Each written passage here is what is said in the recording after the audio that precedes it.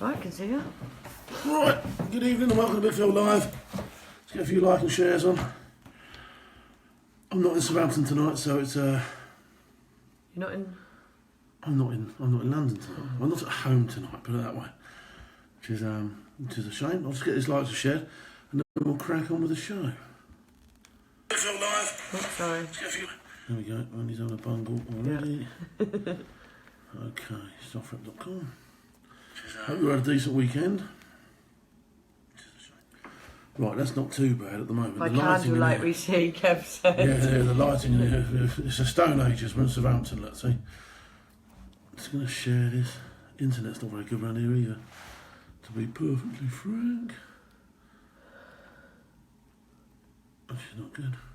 If I take it off there, you can still see you, but it's just not as bright. I know, yeah, it's terrible lights. Share down there.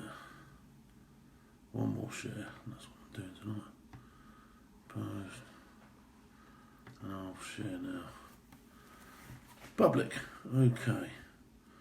Right, I had a couple of things I wanted to talk about. Wendy's just showed me a picture. Oh, this is so funny. If we can see this picture in a second, it'll be good. Right, this is...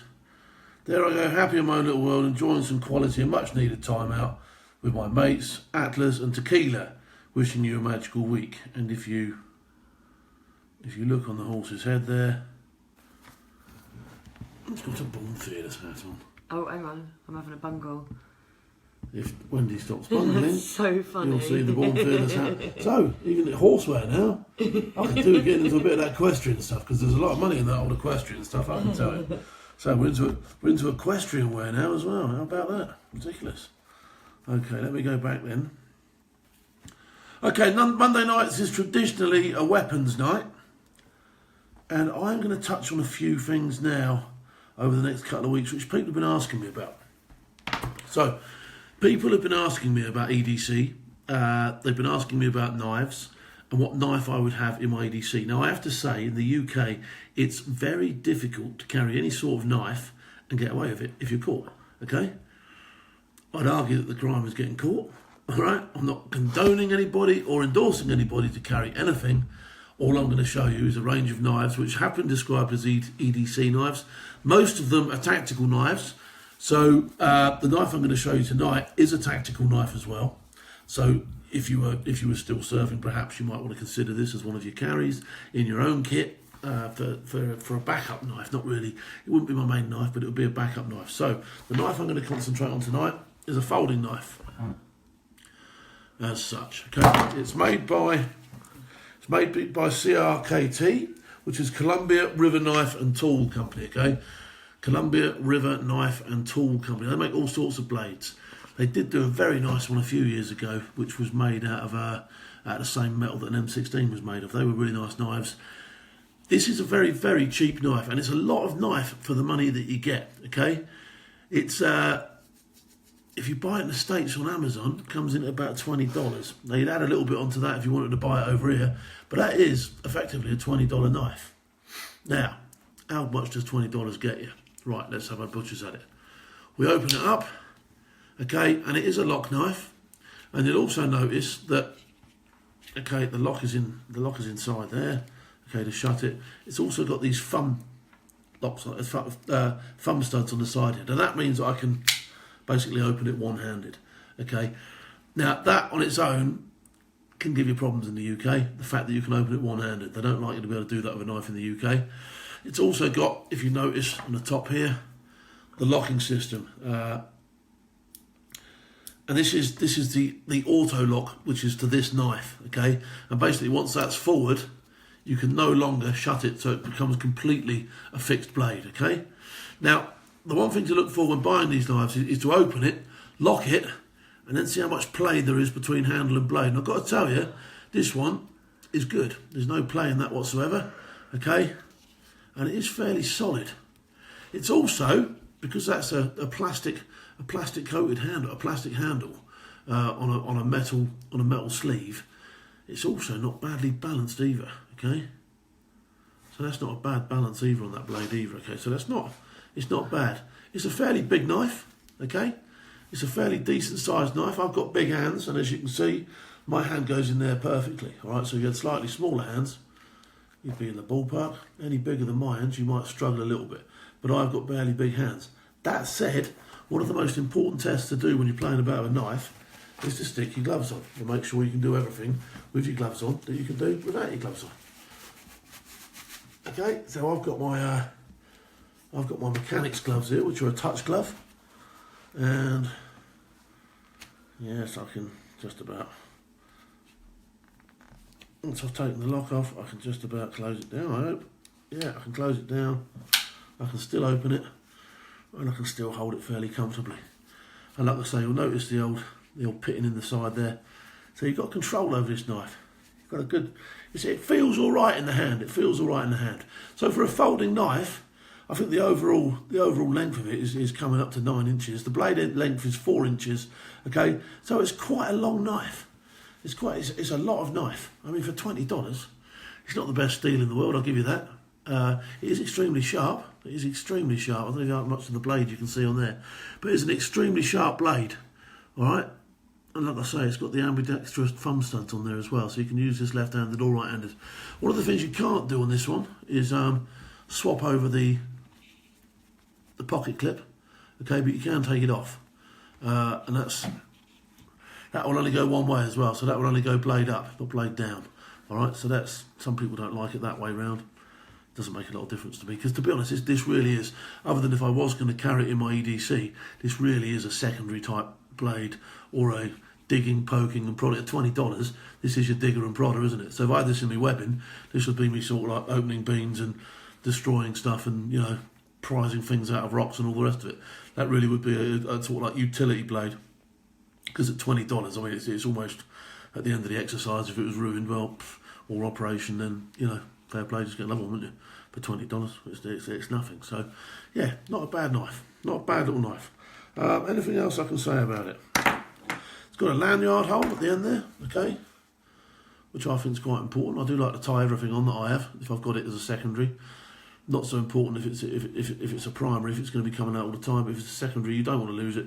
You know, you want to tie it on. You might consider putting a clip on it, or a carabiner or something like that. So, yeah. There we go. You can buy a serrated edge one, so you can buy one with the edge serrated here.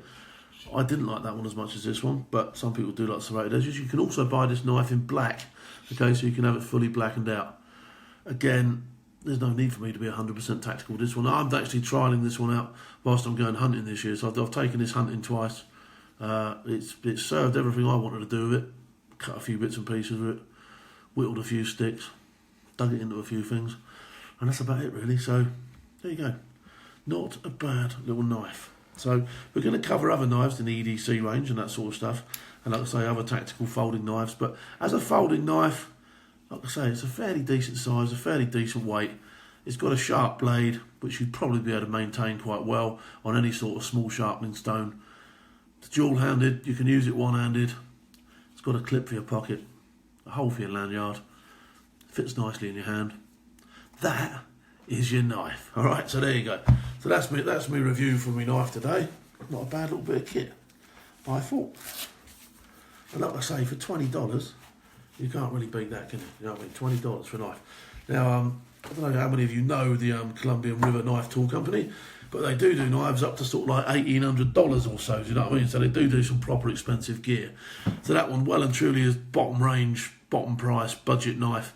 But as a budget knife, honestly, you don't get much more than that. You really don't. And like I say, extremely sharp blade on this. I haven't really, when I go out and do some filming out and about later on, possibly next week, I'll start cutting some stuff up with this, and you will see it's a sharp blade on there, all right? No exaggeration. So there we go.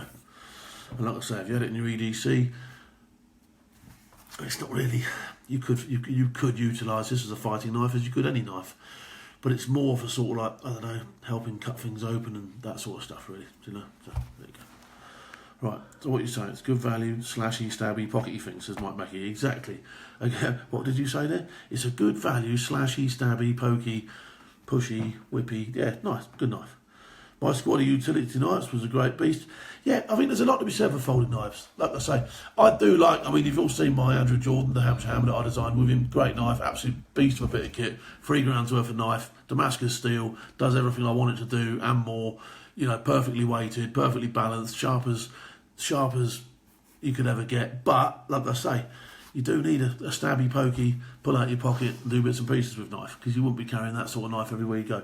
And that's an ideal piece of kit.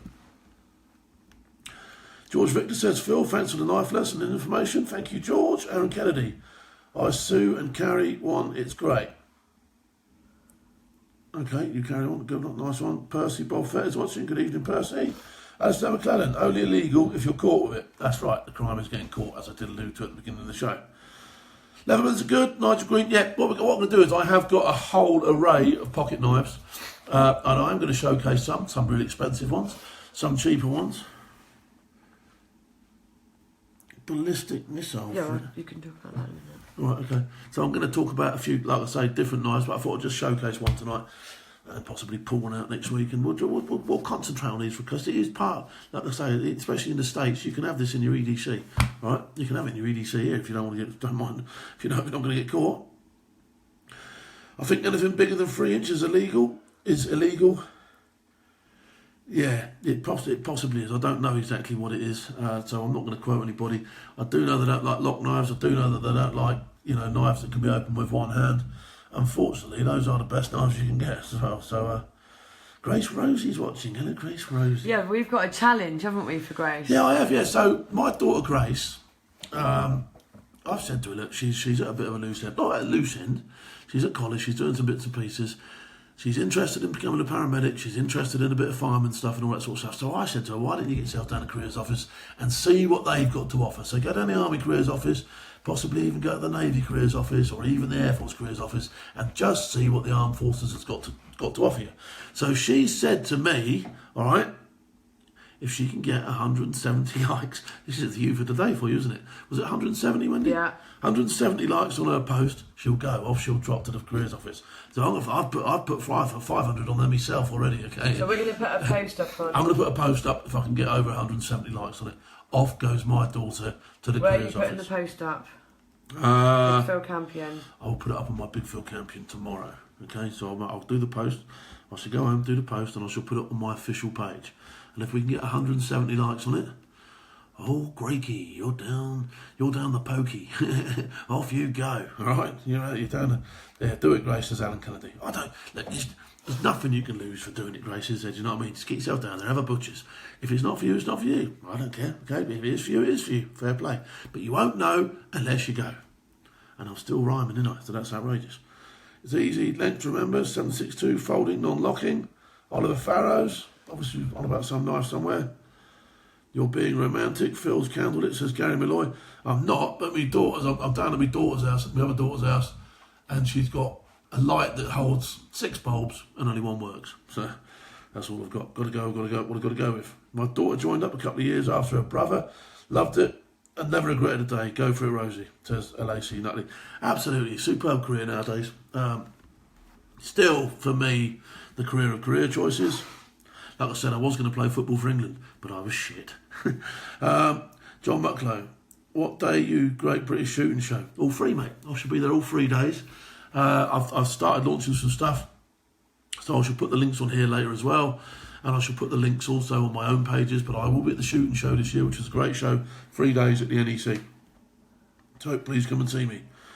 Tim Wittenberg, what's up, Big Phil? Nothing's up, mate. I'm having a great day. Tom Murray, the Whitby Fox's cracking folder always kept one under my arm.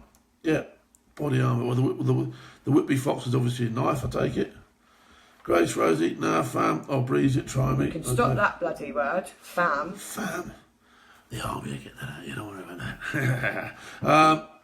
Tweet it, we'll smash that. Oliver Farrows, legal length, that Phil. It's 4 inches legal length. But do they like me to have it open it with one hand? That's the other thing. But we'll see. I know you can't have a flick knife and you can't have a switchblade, but that technically, although it opens just as quick as anything I've ever seen, is a fairly decent blade, I think. If you go, I think they do. You can buy these on Amazon. So they've got some cracking reviews. If you're going to have a look at that. Right, Leif said tweet it. Tweet it. Okay, I'll tweet it. Yeah. Yeah, see if I can get 100 and something 70 likes. A Russian guy built my Damascus knife, says Ken Bailey. I'd love to see it, mate, if you send me a photograph of that. All those Damascus knives, you know, the Damascus blades and that sort of stuff. Really, really decent stuff. Tim Wittenberg says, have I ever been to Singapore? I haven't been to Singapore. I'd like to go. Martin Allen, they have the RAF Fire and Rescue Service, also the MOD Fire Service. Good luck, Grace. And my pops, Chelsea pensioner, tank here behind you. There you go. And good, fair play to all the Chelsea pensioners, because I love hearing from them. And Martin, I haven't heard from you for a bit, so hello to you and all. It's... Now, Grace, that's not the attitude. It's just for my CV, because to make it look good, isn't it? All right, that's not the attitude, all right? Yeah, it's looking better now. It's grown, said Richard. You like me with a bit of hair. I like to chop it down a little bit, but I get it looks better than my fight haircut when I had me Mohican, but I don't know. Matt's watching tonight. Matt Helly, how are you, mate? You all right? I'm back in the gym already. I put 4 kilos on. I had my official weigh-in the other day, which I did post on Twitter, and I was 139 kilos. That's fat in our Which language. is 21 stone, no, 22 stone 1 or something like that, or fat bastard. Fat bastard. I eat babies. Give me a baby. I eat babies. Fat bastard. Give me your baby back ribs. Yeah, fat bastard. I need a book. Good advice about joining the services. Joins Victor Steve Kelly. I've just joined. Check the UK knife law. A UK-friendly knife must be a folding knife that is both non-locking and has a cutting edge of less than 762 centimetres, 3 inches, which was alluded to with the 762 from earlier on. These are knives that you can carry around with you in a public place. Okay, so there you go. So that one is on the fringes. You can snap the tip off or something and pretend that it doesn't lock and all that sort of stuff. So you'd have to probably break it before you make it legal. But yeah, the crime is getting caught, children, as always. I've only got one hand and can open a knife with 2, says Craig Brown. Okay, fair on you. Darren Clark's watching. Lee, what are you after? Nothing. Okay, right, quickly while I'm here, because I haven't touched on it. I haven't had a look down the SoftRep page today myself, so it's Monday. Let's have a quick look at what SoftRep were doing this weekend, because I need to catch up with this myself, and I've been running about all over the place today. So they've done a piece. What have they done? Oh, here we go. Hawaiian nuclear alert. What if it was real? And that's about ballistic missile threat inbound to Hawaii. Seek immediate shelter. This is not a drill. All right, so obviously, you know, they're in that sort of like bracket where they could get attacked. They're never too safe around that with North Korea just down the road, are they? So that's worth a read. Have a butchers at that. Suicide attack in Baghdad. I mean, this is something that goes on a lot. There's a lot of suicide attacks in Baghdad, and we don't seem to cover half of them. You certainly don't get to hear of it back here.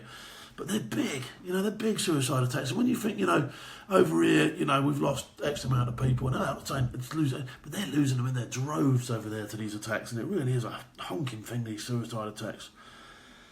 North Korea threatens to pull out the Olympics after South Korea. Well, looking at the size of Kim Jong-un there, I think the only person he's going to compete with is fucking me. I mean, me and Kim Jong-un might have a bit of a fucking belly off. Olympic off. Jesus Christ.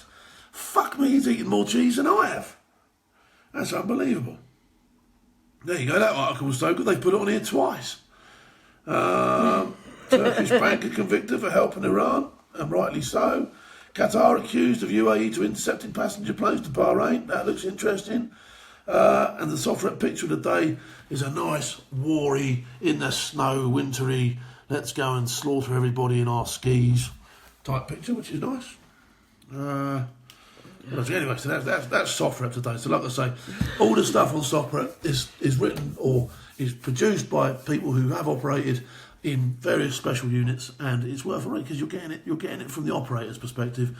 You're getting it from the shop floor and not from the ivory tower. All right, so that's people what are going sumo wrestling in the Olympics. Sumo wrestling in the Olympics now, that would be something, wouldn't it? That would be. Jong. I would do all right, that wouldn't I? Kim Jong, bring it on. Does it for the medals. Bring it on, Kim Jong. Bring it on. Shall I trash talk Kim Jong-un? Shall I trash talk him, shall I? Hey, you big cheese-eating bastard. Come and have it with Big Phil. I'll have you, Kim Jong-un. You and your haircut, all right? Bring your haircut. Bring your cheese, and me and you, and have it. You fat bastard. There you go. So I've trash talked Kim Jong-un live on television. Steve said, who the hell is this guy and how did I get his live feed? I don't know, mate. Well, welcome to the show. At the moment, we're trash talking Kim Jong-un and seeing if he'll bite. Because if he does, they should get a few hits, wouldn't it? Where else have we got? Okay, let's have a look at some more questions. I haven't had an